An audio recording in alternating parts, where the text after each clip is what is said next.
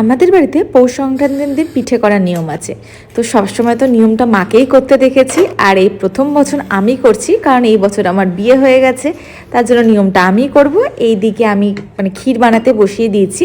এখানে 1 কাপ ময়দার সাথে 1 কাপ চালের গুঁড়ো, হাফ কাপ মতন তোমার সুজি, একটু নুন আর 1 কাপ চিনি দিয়ে আর দুধ আর জল মিশিয়ে মিশিয়ে একটা ব্যাটার রেডি করছি পাটিসাপটার। আর ওই দেখো ক্ষীরটাও রেডি হয়ে গেছে। এবার এটা 20 মিনিটের জন্য রেস্টে দিয়ে দিয়েছি।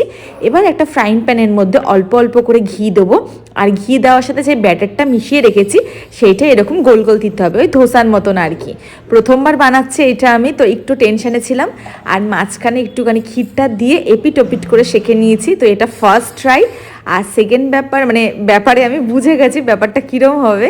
তো এই করে পটপট পটপট করে দেখি পাটিসাপটাগুলো উঠে যাচ্ছিলো। একটু ভয়ে ছিলাম প্রথমবার বানাচ্ছি ঠিকঠাক উঠবে কিনা, বাট দেখো কি সুন্দর হয়ে গেছে আমার ক্ষীরের পাটিসাপটা। তো ট্রাই করে দেখ।